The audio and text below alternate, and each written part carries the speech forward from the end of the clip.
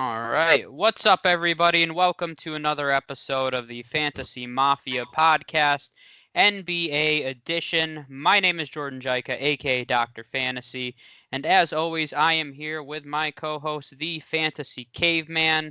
Today, we are going to be predicting the Eastern Conference standings for the 2020-2021. That sounds really strange to say out loud. Season. That's me. And we're going to be starting at the bottom here. So Eastern Conference standings predictions today.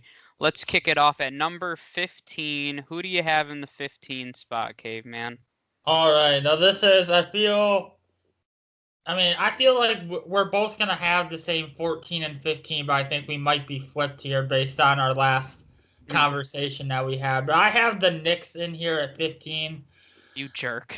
I mean, what else? The Knicks are terrible, and I don't think getting Obi Toppin, which I think we both might be in agreement in saying that probably wasn't the best pick for them at that spot, even though he was a good value. I personally think they should have went Halliburton at that spot, especially since Halliburton ended up sliding down to 12. So the Knicks, they don't really, because the East has gotten better. So some of these teams like the Hawks and the Cavaliers and the Hornets, even without Hayward, like they're gonna be beaten up on the Knicks even more than they were before. Mm-hmm. So I think could they finish 14th maybe? I have they absolutely can finish 14th. I have them finishing at 15th. So we can group 14 and 15 together. We are going to have them flip-flopped. I have the Detroit Pistons at number 15. I've mentioned that I think the Pistons have the worst roster in the entire NBA.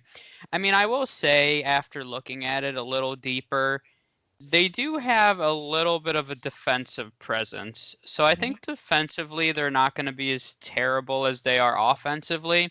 But I just think it's going to be really challenging to win games when your number one scoring option is either old Derrick Rose, old Blake Griffin, or Jeremy Grant, who has never been slightly in that spotlight. I think Jeremy Grant has some upside, but he's getting paid like he should be. Yeah, he's getting paid a lot of money. But, so when you look at it, but defensively, though, with Jeremy Grant, even Mason Plumlee at the 5, they drafted Sadiq Bey. We'll see what Josh Jackson does.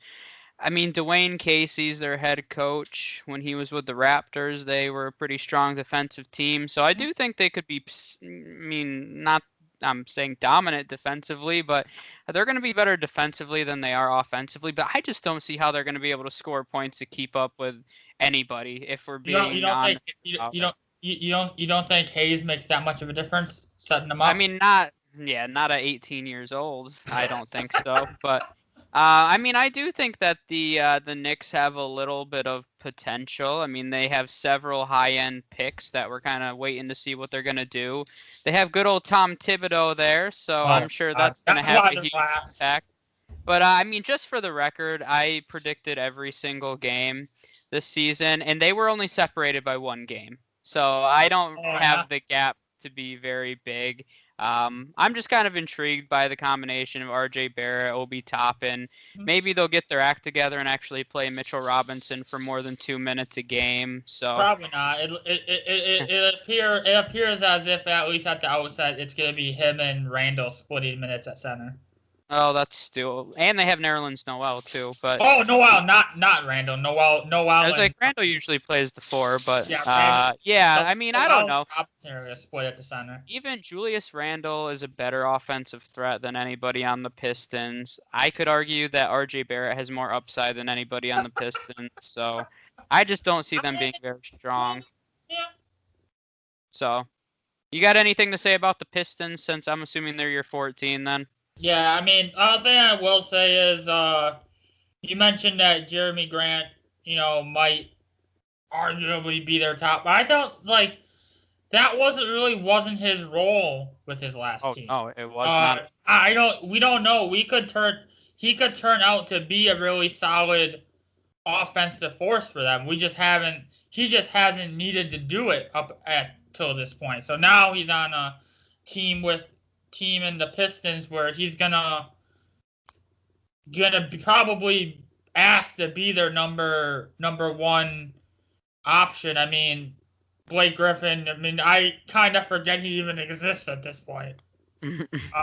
If he plays any games, then that'll be a bonus for him. But I think I actually don't know how much it helps them to have Blake Griffin playing games because they got a lot of young guys that they want to kind of see what they have. So I think all Blake Griffin does is kind of slows that down because even if you have let's say even if Blake Griffin is 100% LA Clipper Blake Griffin, I still don't think they're above 14.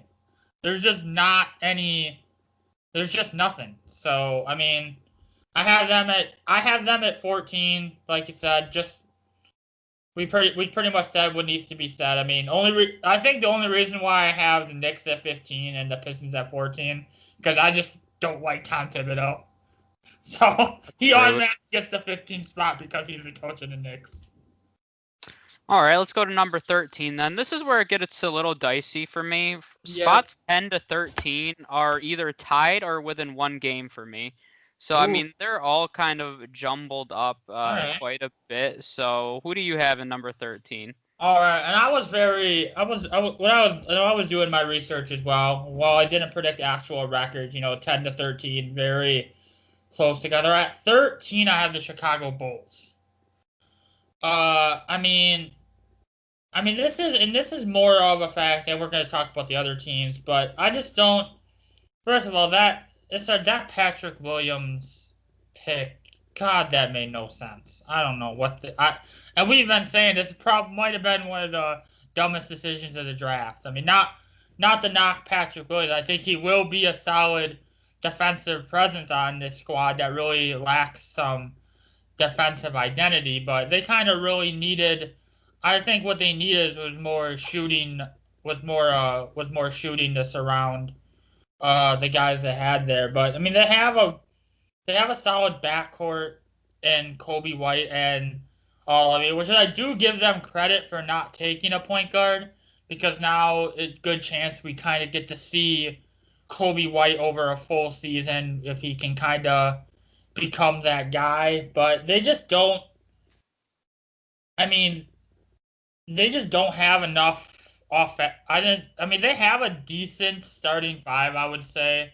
You look at White, Levine, Markkanen, Wendell Carter, and I don't know, was Patrick Williams starting day one? Probably not. Probably not. But who's their starting three then? They're starting Otto Porter. Oh, Otto Porter. Yeah, I mean, we'll see. I mean, just a lot of unproven guys. I just think there's just not enough experience on that team.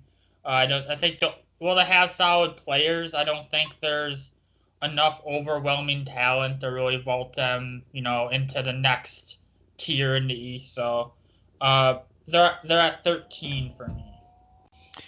This one's going to be a little tough to say out loud, but I got to go because, like I said, I predicted it game by game. I went through and I predicted each individual matchup. So my number 13 is actually the Charlotte Hornets. So I know that's probably an unpopular opinion. Yeah. This is post Gordon Hayward. This is post Gordon Hayward. Yep. I did it before we started recording here, which was after the news. But I mean, I think the reality is this is still a really young team, and I think everybody's really excited about LaMelo Ball, and I understand why he's fun to watch. But I think they're kind of overstating what his value is going to be as a rookie to this team. So I don't expect this team to be much better than it was last season, if we're being honest. I still think defensively they're going to struggle quite a bit. So, I mean, naturally, when you start looking, and that's where I start to differentiate a lot of these bottom tier teams. If you want to be real, every season, the bottom 10 teams in the NBA, they're the worst defensive teams in the league. I mean, that's just normally how it is. So, I have the Hornets tied with somebody else for this, but the other team has the tiebreaker. So the Charlotte Hornets are kind of surprising to me, but they are my number 13 right now, and I do think the Gordon Hayward news did drop them down early in the season a couple notches for me, and that definitely had an impact. So long term, I think their outlook is bright, but this year I'm not as excited. So I mean, let's. all right. Well, I do not have them at. I do not have them at. You probably have them in the playoffs. Don't spoil anything. Oh my God. Okay, let's go to number 12. I'm just kidding. So number 12. For me, I have the Cleveland Cavaliers. They have a lot of excitement. Going. They have a lot of excitement. I think going forward. I just don't think that this year. I think you got a lot of young guys. You got Sexton and Garland in that backcourt, who I like going forward, but I think it'd be an. I think I might be fairly accurate in saying that's probably the worst defensive starting backcourt in the league. With Sexton and Garland, I mean, give me a better argument for who's a worse defensive backcourt. I mean, I'd need a few minutes. I don't know.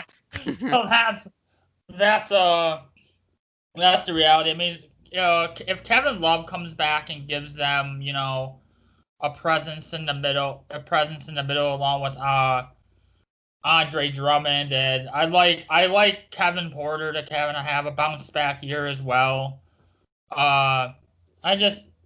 They're just kind of, could they, they're a team, now that we're at the 12, where, not that saying they would sniff the playoffs, but it wouldn't shock me if they got up into the 9-10. I just think the East is a lot deeper than I think people are giving it credit for. But I do think the Cavs show enough young potential with their roster, and I think they'll definitely be an exciting team, and I think their offense is going to win them some games, but I just don't think it's going to be enough to, kind of vault up into that lower playoff seeding tier. Okay. Number 12, I have the Chicago Bulls. Okay. So only a spot off there. Yeah, I mean, I don't really. You kind of said it, but defensively, I don't expect them to be great. I wanted to put them higher because of Billy Donovan being there, but I just don't think that this roster is quite ready to take that jump yet. I'm excited to see Kobe White in a full season with really the reins for the whole year. I think that'll be fun to watch, him and Zach LaVine in that backcourt. But besides that, I don't know if there's too much to be excited for. I mean, Lauri Markkanen's kind of what he is. Wendell Carter, I think, is solid starting five, but this is a team that also doesn't have a ton of depth either, and I think that can impact the team throughout the season. So, young team, just not quite ready to take that jump yet. But I mean, Billy Donovan seems to like to bring those unknown teams to the playoffs. So that one was a tough for me. The Bulls are tied with and I guess I can just talk about the next one too. My number 11 was the Orlando Magic. They were actually tied with the Bulls, and I think the reason that I gave the Bulls a few more wins than maybe other people did is because of the Billy Donovan factor, and I don't think that coaches get enough credit in the NBA. So don't be surprised if they finish like 10th, 11th in the conference. I know that seems like a stretch, but Billy Donovan, I believe, has made the playoffs the last 8 years, and there's been some pretty terrible rosters that he's taken to the playoffs. So, I mean, don't be surprised. Then I'll talk about the Orlando Magic. This is a tough one for me. I liked how they played last season. Yep. They were really gritty defensively. This is the kind of team that I like watching and the kind of team I like rooting for. I think it's really unfortunate that Jonathan Isaac's going to miss this season. Yep. I think he could have made a huge difference for him. And people don't talk about him a lot, but he's a difference maker defensively. I mean, he is arguably one of the top 5 on-ball defenders in the entire league when he's healthy. So I think that hurts their defense pretty significantly. I mean, they have some interesting pieces with Vukovic and Aaron Gordon, Fournier and Fultz, Cole Anthony now. So there's just some interesting pieces there. But it's once again, do they have enough offensively to make up for their Or I mean, yeah, I mean, do they have enough offensively to keep up with some of the top teams in the Eastern Conference? I would say definitely not, and I don't expect their defense to be as strong. So I had them tied with the Bulls, but technically they're the 11th for me. Interesting. I also have the Magic in at 11. All right. Yeah, and you didn't even mention they re-signed former Rookie of the Year Carter Williams. You didn't even Why mention. would I bring that up? Why would you not bring that up? That's such a key factor in this. But yeah, like you said, they're very interesting because you look at their team. I mean, they have Fultz and Anthony. How's that backcourt gonna work? I mean, I don't think day one they're gonna play together, but I expect them, at some point this season they're gonna try to give looks at them together, which I don't know how that's gonna work out. I don't think it's gonna work. That might be in consideration for the worst defensive backcourt if that happens. But and they have interesting pieces. I mean, Gordon and Vucevic are very solid up front. I mean, although Gordon has kind of underwhelmed till this up to this point in his career. Hopefully, and he's a guy he has so much potential to take a step forward. And if Aaron Gordon takes a step forward into that next tier, I think that could really propel the Magic into possibly repeating a playoff berth. Although I don't see it, but yeah, they just don't have enough firepower. They'll be solid defensively again, as they were last year, but they just don't, like, when you talk about even the teams that are below them, the Cavaliers and the Bulls and the Hornets, who you had below them, they all have more offensive firepower than the Magic. So I just don't see them doing enough. Defense will win you some games, but you still need to be able to score the basketball some. And I just don't Yep. think the Magic really have who's their best scorer. Probably Evan Fournier, and that's maybe Vucevic, but that's just not. That doesn't scream playoff team to me. So I think I have them in at 11. All right, that's not bad. Let's go to number 10 here. Who do I have? Oh, a team that you talked about already. I have the Cleveland Cavaliers. I don't know why I couldn't get that out. I have the Cavaliers at number 10. There's a few reasons for me personally. Number one, I think their starting lineup is underrated. I mean, Kevin Love and Andre Drummond with Sexton and Garland, I think, is better than people give it credit for. It seems like, based on reports so far, that Isaac Okoro is going to get the keys to the car at the 3 spot for them. Kevin Porter is going to keep coming off the bench, which I'm pretty excited about because Okoro is one of my boys in this year's class. So I'm excited about that, to see what he does and see what he can do with this team. But one of the things that I was really encouraged with last season was when JB Bickerstaff took over this team, they looked pretty good. They were 5-6, which is a really small sample size, but they were playing really tough. It seems like he got buy-in from these young players. So I mean, they were a borderline 500 team, and once again, I know it's a small sample size, but I just was encouraged by their energy and effort. And I think that with their talent, with the veteran presence of Drummond and Love, I definitely agree that their defense is not ideal with Garland and Sexton. But I think that's the reason you're going to see Okoro in the starting lineup, is because, if anything, he's a defensive specialist this early in his career. And then when you have Andre Drummond down low, I mean, if you want to be realistic, you can afford to let guys blow by you a few times because you got Andre Drummond waiting. So, I mean, they're kind of structured where maybe individually they're not great defensively, but I saw a lot more effort from them towards the end of the season. Like I said, all my teams right here are really clumped together. Really, really clumped together. So I could see the bottom of the Eastern Conference really shaking out in a number of different ways. But I liked their effort last year. I'm excited for Okoro to see, especially that he's getting an early opportunity. But I think that's where I stand on them. So they're number 10 for me. All right. I could definitely see it. I also agree that pretty much, we have the Pistons and Knicks, who I think we both agree are 14 and 15. But to me, I think 10 through 13 are very interchangeable. Yeah. I do not have the Charlotte Hornets in the playoffs. I have them in at 10. Okay, good. So you can relax a little bit. I did not have the Charlotte Hornets in the playoffs. I was getting nervous. But to be fair, this is because Gordon Hayward went down. I if we were doing these before Gordon Hayward's injury, I probably would have had him in the playoffs. I probably would have had him in at like 8 or something. I mean, the reality is they have this kid named LaMelo Ball there now.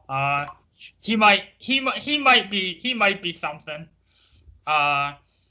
LaMelo is really. I mean, he struggled. Obviously, he's gonna struggle with his shot. Day one, which is really why I think that you're gonna see a lot more Rozier Graham combination, or at least early on. And although based on the preseason rotations, it looks like they're all playing between 26 and 29 minutes a game. So I think that might be how it really shakes out early on, unless somebody, kind of sets himself apart. But for what it's worth, in the last game, LaMelo did hit 4 threes. So for whatever that's worth. But they had, I mean, you look at me, obviously Gordon Hayward going down. We'll see. I don't exactly know how long he's going to miss yet. I don't know if that's been reported, but I love what I was seeing from PJ Washington. I think he's going to be really solid for him this year. Jalen McDaniels as well. I think he's going to be he is apparently, and remember our concern about Jalen McDaniels coming into the draft. He was one of those guys that had some questionable work ethic concerns, and the reports are that he's been a real gym rat and really just been working in training camp. So if he comes out with that mindset, I think he's going to be a very solid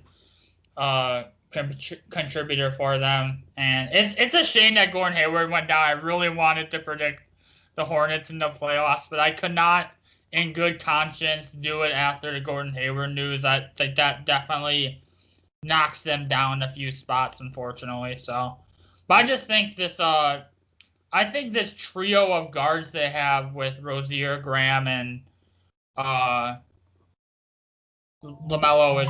I think it's gonna work better than people think. I think. I mean, they're gonna finish 10th, so it's not like they're gonna. I haven't finished. Which doesn't mean it's not enough for a playoff berth, but I think it's makes them definitely. They're gonna be very interesting this season. Yep. Yeah, I think they'll at least be fun to watch, which Hornets fans, whoever is a Hornets fan out there, will be excited about. I've never met a Hornets fan in my life, but I'm sure they're out there somewhere. There's definitely more now with LaMelo. That's why it's a smart pick overall, just from a business side of things. But let's go to number 9. This one is really tough for me, so I don't want to go first because I think. I don't even want to go first. This is my predict. I think my prediction's going to be wrong, just for the record. So why I'm making it is. Too. So go ahead. You go first. I have the Indiana Pacers in at 9. Okay.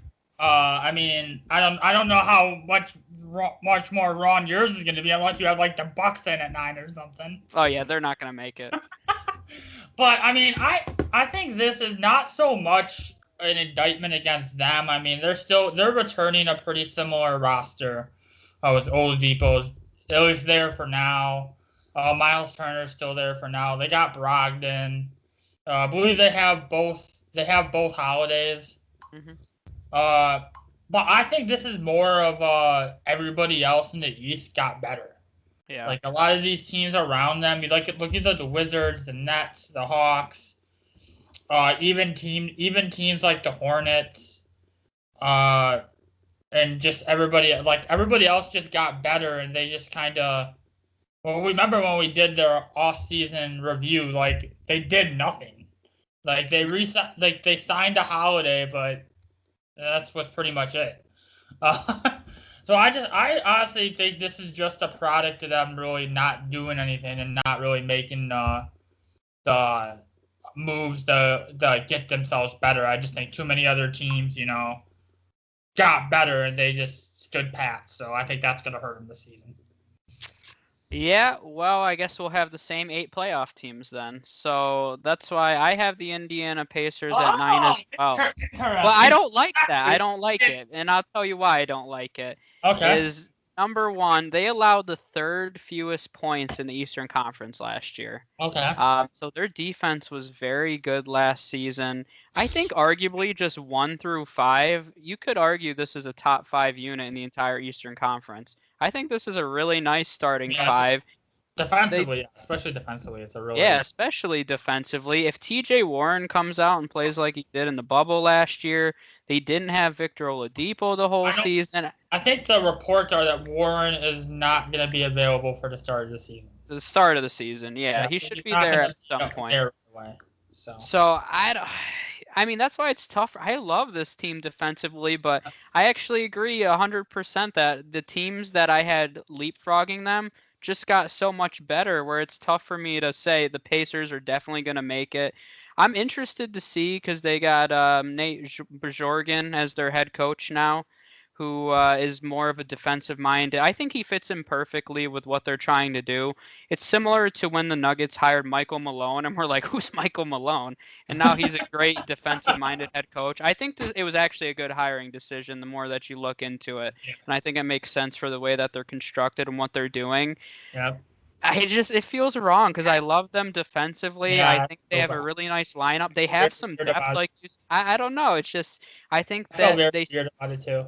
They still lack that, when we're going to talk about the Wizards. I mean, the Wizards just with Russell Westbrook, I mean, that guy's gone to the playoffs by himself before. So, I mean, how can you say he's going to go in the West too? Yeah. And I mean, how are you going to say he's going to pair himself with Bradley Beal and not make the playoffs? Like, come on now. So that's why, yeah, it's tough for me, but let's just move on because I'm sad by it because I really wanted to put him in the playoffs, but I just couldn't. So, all right, number 8. We're starting our Eastern Conference playoffs here. So, who you got? All right, and at 8, I have the Atlanta Hawks getting in at 8. I mean, they might have had, they definitely had the most interesting offseason of any team in the league, probably. I mean, they brought in Bogdanovich. Wow. So they still have this guy named Trae Young who Jordan isn't really boy. He's a bum. Nobody likes Trae Young. Also Gallinari's there now. Who interesting? I guess Gallinari is going to be coming off the bench this year. I'm interested to see how that works out. But you look at this team, I mean, and then you have that front court rotation, which, I mean, come on now. That front court rotation with Clint Capella, John Collins, Onyeka Okongwu, like, come on now. Like, talk that's just scary. That's just a scary front court rotation right there. Then I mean, I still, although the Bogdanovich signing is going to definitely help them defensively, I would say. That might be a bit of an understatement.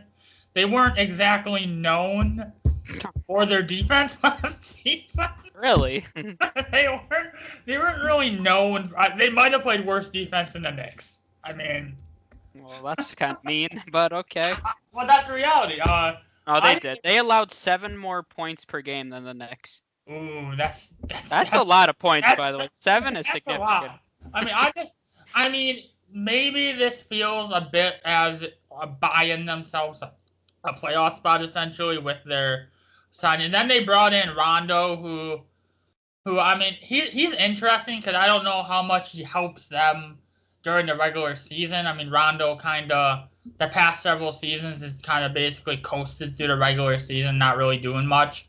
I think that changes with this team. I think he can be a solid role model and kind of backup guy to Trae Young. But I do think they have so much offensive firepower now, and they added some defensively. They probably won't be the worst team. I don't think they'll be the worst team defensively in the league next year. So if they're even able to, not be worse, I think their offensive firepower is enough to sneak them into a playoff spot. Yep. Yep, and we'll probably have the same few for the next couple. Well, we have the same 8 playoff teams, which is very unexciting. But I know. I have a 3-way tie for 6, 7, and 8. So this is okay. just based off of tiebreakers. Number 8 is the Washington Wizards for me. Biggest reason that I think that I would have them below other teams is still defensively. I mean, as much as Russell Westbrook and Bradley Beal will propel this team to the playoffs, I mean, I would be shocked. I honestly would be shocked if this team did not make the playoffs if those two are healthy the whole season. Even if just Russell Westbrook is healthy, honestly, they'll I mean, come on. Russell Westbrook took a team with less talent to the playoffs in the Western Conference. So as much as I don't like Russell Westbrook, you have to respect that he's done it before. So, but still, when you look at it defensively, they're not very good. I mean, getting Russell Westbrook didn't really make their defense better. The two worst defenses in the entire league last year were the Atlanta Hawks and these Washington Wizards. I don't expect that to change very much. The only difference is now they have the offensive firepower to keep up with the points that they're allowing. I mean, I think they have the potential, some potential defensively. I don't know, maybe it was an effort issue last season.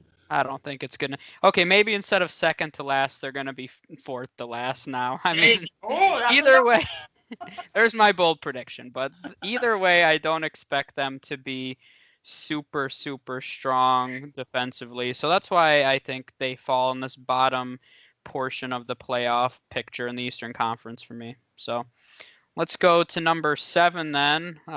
This one's tough for me, but you can go first. Oh, thank you. I'm not. I like keeping you on your toes. I like it. At 7, I have the Brooklyn Nets at 7th.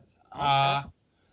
I mean, I think, and this is and much like we talked about last year with Portland being one of the best 8 seeds in history.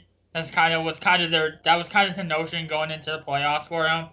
I think the Nets might be one of the best lower seeds in history, simply because I think this team, while earlier reports on the Kevin Durant and Kyrie Irving pairing, aren't bad. I mean, I think it's gonna take for them a while to gel with this whole unit in general, and all the reports are again that DeAndre Jordan and Jared Allen are splitting minutes at center again, which to me, I think you need. I personally, I think that you need to give Jared Allen the keys at center. In my opinion, I think his potential is. I think he has the potential to be one of the best centers in the league. But there's just DeAndre Jordan's just there. But maybe because of the contract that they're forcing him into minutes.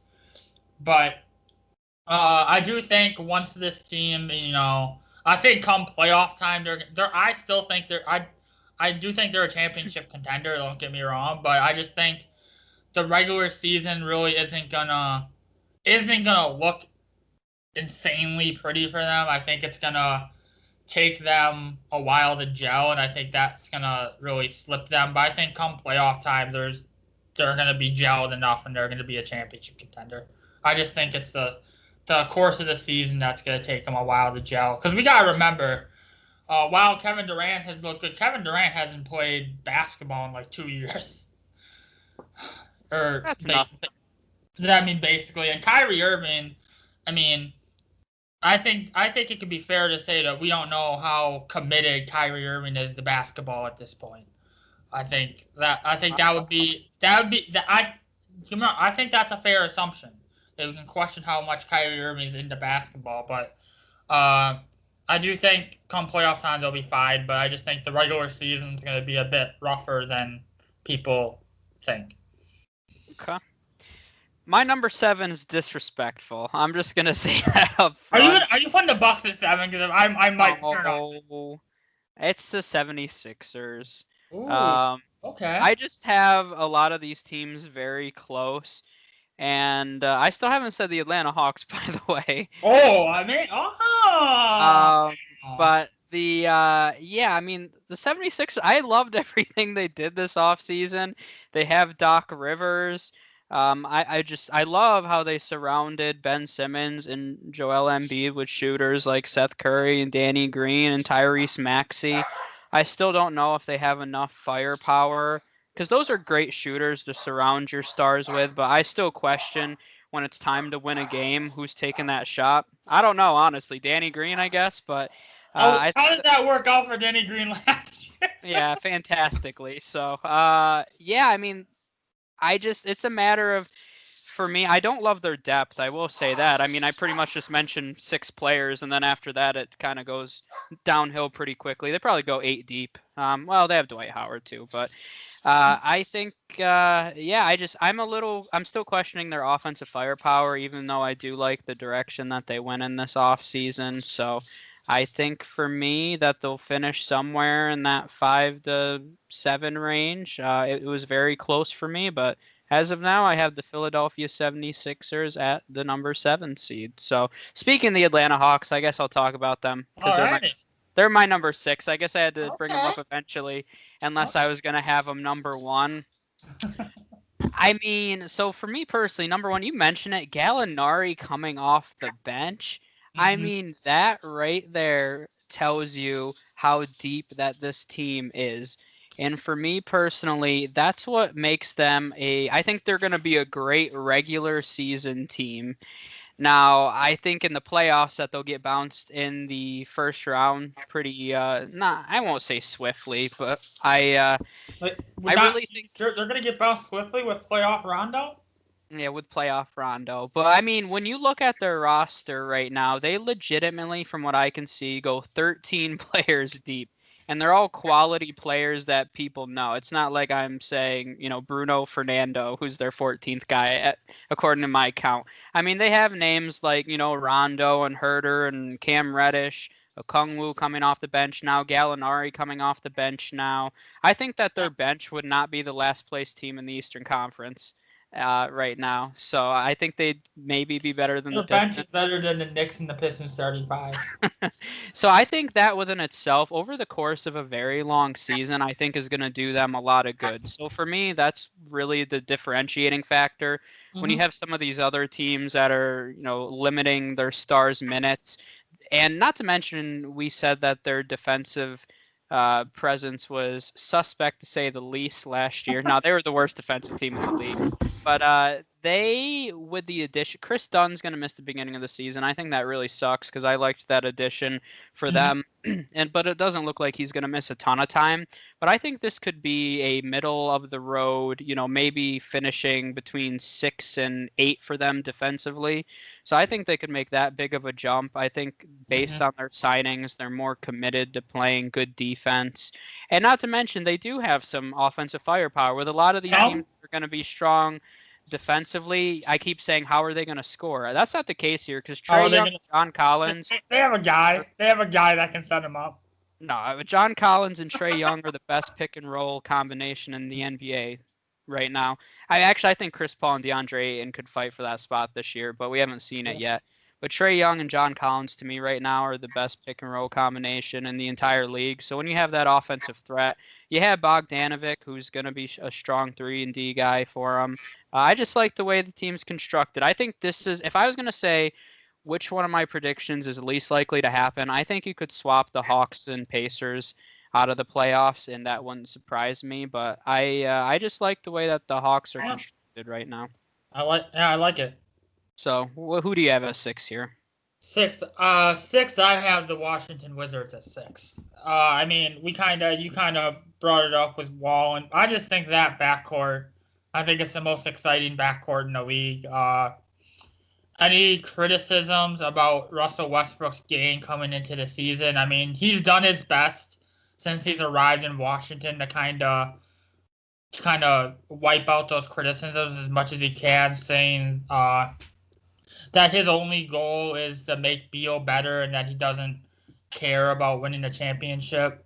Now, normally you would sit there and say you don't want to hear a star say that, But the reality is that Washington has done everything they can to please Bradley Beal and keep him in Washington. I think the move like a Russell Westbrook signing is going to do wonders for them. You mentioned that they're probably not going to be very good defensively, but you kind of look at their offense. I mean, Thomas Bryant's going to be still be a solid interior presence for them. They got Rui Hachimura, who I think he could take a huge step forward this year, especially with a guy like Russ leading the charge at point guard. And then they got who a lot of people consider the steal of the draft, and Denny Avdija, who I don't think you mentioned when you brought up the Wizards. He's just another guy I think that's gonna really help them out, and I think they're gonna be so fun to watch offensively with that Beal and Westbrook pairing. We saw what Russell Westbrook did in the Western Conference with nobody, and now he has a superstar who I will concede at this point is probably better than him. I think Bradley Beal is better than Russell Westbrook. But I think to have a star on his caliber level, I think that's going to propel them. Now, I wouldn't be shocked if they slid down to 8th for me, 6th through 8th, with the Wizards, Nets, and Hawks are interchangeable for me. So I wouldn't be shocked to see them slide down to maybe 8th. But I think 6th is a solid spot to put Washington this year. Yeah. Yep, I think that's realistic.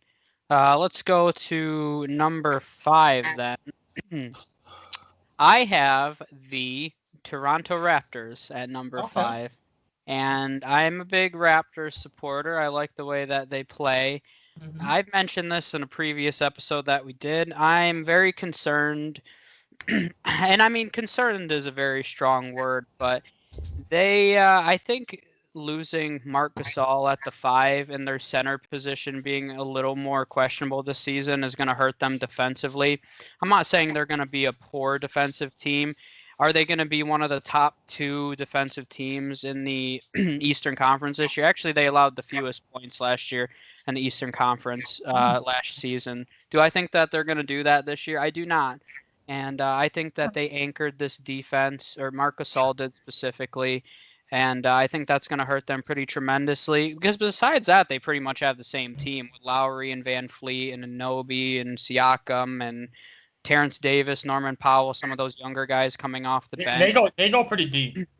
Yeah, and that's why I love the Raptors and the way that they're constructed. But I'm a little concerned that their defense isn't going to take a huge hit.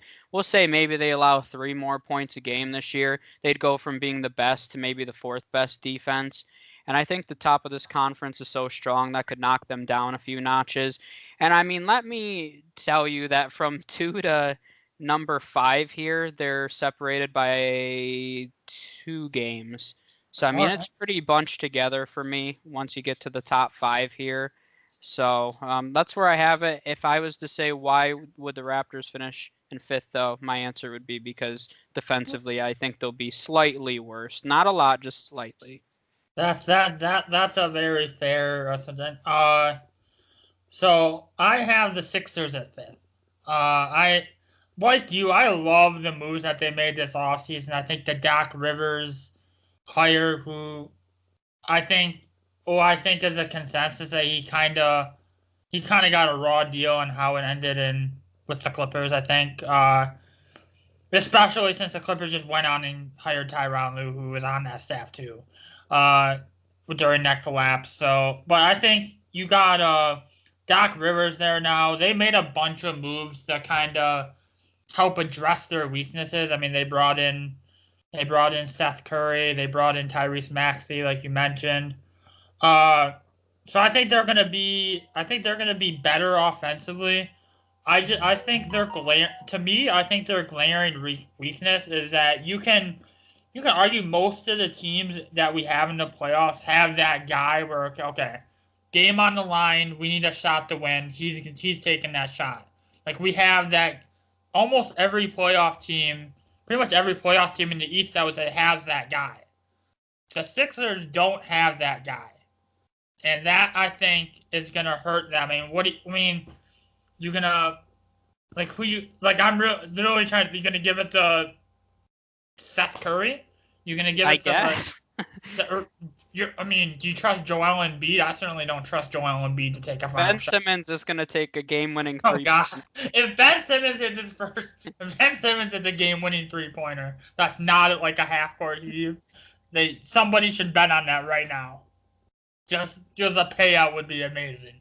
But I think that's what's gonna hold them. I think that's what's gonna hold them back more than anything. I think there's gonna be a bunch of games, especially with a lot of these teams being so close together. I think they're gonna lose a lot of close games because they don't have that go-to guy at the at the closing moments. Not to mention that, are we really trusting Joel Embiid to be 100% healthy this season? I mean, if Joel Embiid goes down, then not saying that would tank their season, but they would be considerably worse if they didn't have Joel Embiid. So yeah, I think I have them at 5. I think they can finish as high as probably 2. I think they have that kind of, if they find that guy that could take the final shot, whether it's Seth Curry or whether Joel Embiid magically becomes that kind of guy. Like if they find that guy, then I think they can definitely be a top 2 or 3 team in the East. But as of now, I have them at 5. Yep, I think that's a fair analysis there. So let's go to number 4, a team that you already had. For me, I have the Brooklyn Nets here. Okay. I'm not overly concerned with Kyrie as of right now, I guess. I think people are making way too big of a deal of it, but that's to be determined, I suppose, here. I mean, for me, I've mentioned it before. I think this is the way that a championship team should be constructed. They have 2 superstar offensive players, but when you look around their supporting cast, they have a lot of gritty defensive-minded players, and I really like that construction for a roster. And I mean, you have a strong, one of the best three-point shooters in the league, in Joe Harris, and then Karis LeVert, who has a lot of upside and potential. Spencer Dinwiddie, who has a ton of I love the way that Dinwiddie plays, and I think he's a championship caliber player. They added Landry Shamet, who I really like coming off the bench, Taurean Prince. So they have a lot of strong, even Jeff Green is over there now. They have a lot of strong defensive-minded players surrounding those 2 superstars. So if Kyrie and Durant click, I mean, this is a team that can win a championship. I mean, they're going to throw themselves right into contention. I mean, I don't think that there'll be a problem with them connecting. I mean, a lot of these guys are friends and play basketball with one another all off season now. I mean, that's just how the game is. So I don't know. I mean, I know that game reps are a lot different, but they still know each other's style to a certain extent. And these are 2 guys that have already won championships. So they're championship level players with a strong defensive presence around them.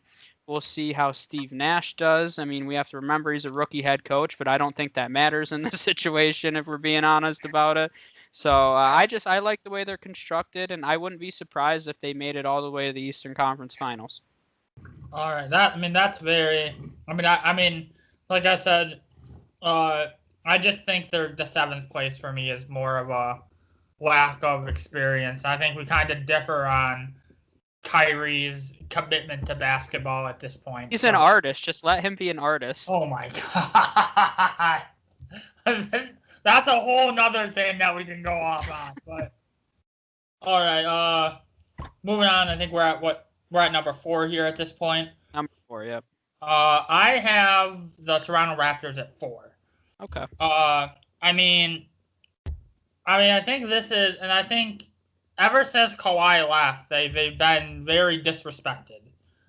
I think they still have Kyle Lowry, who I think after this season, I think he stays in Toronto past this season on kind of a cheaper deal. But I just think kind of what he means to the team in general. Even if he's not the future point guard playing 35 minutes a game after the season, which he probably won't be, but I just think kind of as that glue guy. You mentioned that losing Gasol and that Ibaka as well, who they lost, is gonna hurt them. But I just think, and I I say this every time we talk about these top teams. I think it's them, and I think it's the Heat who have two of the best have the best team chemistry in the Eastern Conference. I think is the Miami Heat and it's the Toronto Raptors. I mean, you look at their team, you wouldn't think they'd be a very good defensive team. I mean, they don't have a ton of good individual defenders, but they play some exceptional team defense. The loss in the loss of Gasol and Ibaka is going to hurt a little bit. I don't think it's going to matter enough. I still think they're going to be a top 3 defensive team in the Eastern Conference. I think they have. I look at a guy like Norman Powell step up, take a big step up this year, especially since they're going to want to get an extended look at him this season because even if Kyle Lowry stays around, going into next year, I think Norman Powell is going to have a much bigger role for him. So I look at him taking a step forward, and I just think they're too good and too sound defensively, and they're basically, at least offensively, they didn't lose much in the offseason. So, but I think 4 is a spot. I could see them finishing as low as 6, but I think saying they're going to finish 6 sounds disrespectful. Just like having the Pacers not in the playoffs sounds disrespectful to them. But I just think I couldn't put them lower than 4. I just think the team chemistry cannot be understated. Yeah, I think that's definitely true. So let's go to the top 3 teams here. I guess we have the same top 3. Team. We have the same top 3. At number 3 for me is the Miami Heat. I think that they're going to have a lot of momentum carrying over from last season. And we've talked about their offseason already. They did lose Jake Crowder, but replace him with Mo Harkless. They also have Precious Achiuwa there. Avery Bradley, who we didn't talk about much, I think him coming in could be a very underrated signing. Tyler Hero should take another step forward. So there's just a lot of nice moving pieces for them, or nice young pieces for them right now. Dragic is going to be back. Nunn's back. Duncan Robinson, Jimmy Butler, Bam. Even Myers Leonard's coming back. So, I mean, yeah, this is probably the deepest roster in the league. I mean, pretty much the same roster, and the players that they did lose, they really replaced with pretty close to equivalent. So one of the best head coaches in the league, in Eric Spoelstra. They have a good mix of all-star power, defensive presence, three-point shoot. I mean, they legitimately are one of the most well-rounded teams in the entire league. There's nothing that they really don't or can't do. So I have them at number 3 right now, and I think that once again they'll be in championship consideration. Yeah, I agree. I actually also have the Miami Heat in at 3. I mean, I think it showed. I mean, I don't know if it really showed during the finals, but although I don't think no matter how they would have changed, I don't think they just didn't have the personnel to match the Lakers in the finals. They were too big of underdogs, but I think if there's a knock against them, I think it would be that they don't have. I mean, is it really a knock to say they don't have a true superstar? I mean, I think that's kind of been the notion, you know, as to why if people aren't buying in on the Heat, it's because they don't have a true superstar. I mean, Jimmy Butler is definitely an all-star caliber player, but I still don't consider Jimmy Butler to be a superstar. Unfortunately, although based on the Bam's max extension, I think the Heat think Bam's a max superstar caliber player. Although Bam kind of, I mean, everybody's gonna look foolish against Anthony Davis to be realistic here. But I do think Bam has some growing to do to become an elite center in the league, which I definitely think he can, and I think he will. Yeah, I think these top 3 teams to me, I think if I had to, I think I would, any of these teams that could come out of the East, in my opinion, I think it's going to be one of these top 3 that we both have. The Heat are going to be Heat are gonna be right there, and they're gonna have every opportunity to repeat and go back to the finals. Mm-hmm. I just want to say something crazy. I mean, I mentioned before that Eric Spoelstra is the second longest tenured head coach in the league now. I didn't realize this, but there's 10 new head coaches in the NBA this year. Same. 10. That's 1/3 of the league. That's a third of the league, as new. That is absolute insanity. So I was just looking at head coach tenures while you were talking, and I'm like, holy cow, 10 new head coaches this year. So that has nothing to do with anything, but That's just that just speaks to how good of a coach Eric Spoelstra is, that he's been doing it this long.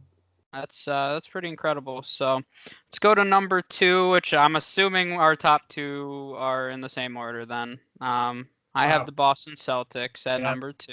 Yep. You're of course gonna have the Bucks. The Bucks could lose Giannis, and you'd still have them at number 1. So I have the Celtics at number 2. Yep. For me, the difference between them and the Heat, and it's kind of what you just mentioned, is just they have more. I mean, I guess more star power overall. The Heat definitely go deeper, but when you talk about Jason Tatum continuing, he's once again, I don't know if you want to call Tatum a superstar yet. I think after this season, we're probably going to be calling him a superstar. If he's not, he's going to be after this season. But I think you could make the case today that he is, but he'll definitely be by the end of the season. Yep. So, I mean, this is a very young team still, too, on the whole, with the exception of Kemba. I mean, when you think about Jaylen Brown, Jason Tatum, they're continuing to get better. This is a team that has a lot of young depth. I mean, I love them all the way around. Tristan Thompson is going to probably go down as one of the most underrated and most critical free agent signings this offseason. Slides Daniel Tice. I mean, as of right now, Daniel Tice is still listed as their starter, but either way, he's not going to be playing quite the minutes that he was last year. He can more just be a defensive specialist off the bench, or a guy that plays, 20 minutes or so a game, which is probably a better role for him. And they're just very well rounded, and they have the star power to compete and win a championship right now. And you have to think these guys are just going to continue to get better. Yeah. I mean, I also have. I mean, not a shocker. I also have the Celtics in it too. And you didn't even mention that they added maybe your favorite guy in the draft, and Aaron Nesmith. My boy, yeah. Your boy Aaron Nesmith. I mean, I think that makes them even more dangerous. You surround Tatum and Brown and Marcus Smart, who is one of the is although I think after his playoff run, I think people might start respecting him more. Yeah. But definitely one of the best guard defenders in the league. You have all these pieces. They have offensive firepower. I think they have some excellent. And I think the issue with them is, and it's kind of opposite the Toronto Raptors. Toronto Raptors don't have great individual defenders, but they play great team defense. I think it's the opposite with the Boston Celtics. I think they have great individual defenders, but they don't play as well team defense as they could. I think if they don't come out of the East or not a top 2 or 3 seed, I think that's going to be why. As I think I think their team defense overall could be better, because like you said, Tatum. I keep going back and forth on whether I consider Tatum a legit superstar. I think he's very close or on the cusp. You got an all-star caliber player and Jaylen Brown. Kemba's still there. And I don't think, and this is gonna sound disrespectful, but I don't think losing Gordon Hayward really does anything to them. And that sounds so disrespectful to say to Gordon. It is.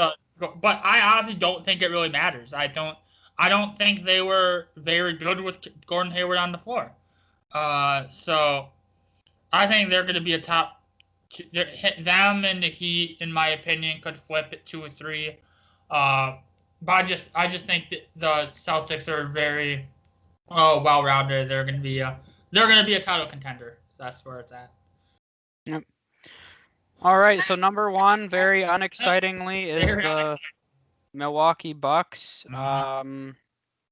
I don't really know what to say here. I mean, they'll probably be the strongest defensive team in the entire league.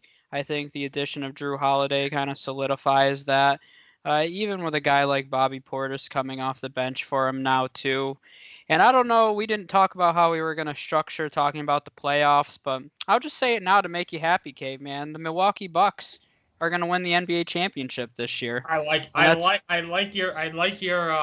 And that's your a thought. reality. Giannis has a huge chip on his shoulder. That's one thing. When you're thinking about Giannis's career, I don't know how much of a chip on his shoulder he's had. I'm not saying that he doesn't work hard or anything along those lines, but I think that he's been more disrespected this offseason and with that playoff push last year than in his entire career. So I Mhm. think he has a lot to prove. I think when you put a chip on a shoulder of a player A guy that's like Giannis. talented, Hmm. that's very scary to me. So that's one of the reasons I think he comes through huge this year in the playoffs. I mean, we know he's fine in the regular season. I think he makes everybody who said that he's not a Batman and he's a Robin look really stupid. And I think they go all the way this year. And I think most likely they'll play the Lakers, and I think it'll be a good series. But the Bucks take home the championship this year. I mean, I like your thought process. Uh, the reality is like you said, the Bucks are gonna be the best defensive team in the league. I mean, not, and this is not to say anything bad about Eric Bledsoe because he did earn defensive second team last year, but Drew Holiday's been there, done that on the defensive end for a long time now. I think he's gonna, and they're gonna be the best defensive team, and they didn't get Bogdanovich like they were originally supposed to. Now, if they would have got Bogdanovich, this would have been just silly. Hmm. This would have been they might have held teams under 100 points a game in today's NBA. That's how. I don't know about that, but Hey, I mean, but the way it stands right now, I do think they're going to be not just in the East. I think they're going to be the best defensive team in the league. Uh, and they just have Giannis. Like Giannis is insanely motivated going into the season, and I think even Giannis said it. His 5 year goal is a family and a ring. So I mean he's already accomplishing part one of that goal, but I mean Giannis is on a path and on a train. And as much as I was questioning early in the offseason whether he was going to sign the Supermax right now or not, I feel silly ever doubting that Giannis wasn't going to sign that Supermax. I mean, he's that type of player, and I just think I think the reality is I think a team like a Bucks, like they make a serious championship push. I think it's excellent for the league. And I think the league is really gonna. I mean, I honestly think the league wants a Bucks small market, big market championship. I think it would be one of the best uh, viewed or rated finals in recent memory if the Bucks and Lakers were to meet, which I think if I had to bet would probably be the most likely scenario. I mean, the Bucks. I think they're gonna learn. I think they're gonna learn from what happened versus Miami last year. I don't think uh, Giannis or Budenholzer is gonna let that happen again. So I think and everybody else like the Celtics and Heat and the Raptors can fight for the seeds below. But I honestly don't see. I honestly be very surprised if the Bucks weren't the number one seed in the East. hmm yeah, I think that most people would be surprised. So that's it. That's the Eastern Conference standings. Then, you have any final thoughts or anything you want to add on? No, I mean, I mean, I do think I think the bottom line is you look at this, you look at even at the teams that are projected out for us right now, like the Pacers, Hornets. I honestly think from the Pacers at 9 to the Bulls at 13, I would not be shocked if any of those teams made the playoffs at the end of the day. I think any of those teams, with the exception of the Pistons and Knicks, are the only two teams that will 100% not make the playoffs this year. I think any other team has a shot, so it's going to be a very exciting season here. Yeah, and I think the Eastern Conference is a very young and improving conference. It may take a few years for us to really see how competitive it can be with younger teams like the Bulls and Cavs probably a few years away still from really being competitive. Even the Hornets I'll throw into that mix as well. So I think over the next few years you're going to see the conference get better and better. I'm a little nervous about the Hawks because I feel like they could be one of those off-season teams that are overhyped and then they still stink. So Yeah, we'll see how that shakes out. But they spent a lot of money. They added a lot of pieces. So I think that'll be fun to watch this season. But that's it for us in the Eastern Conference standing predictions. We'll come at you next with the Western Conference. So tune in for that. We appreciate the support, and we'll see you guys next time.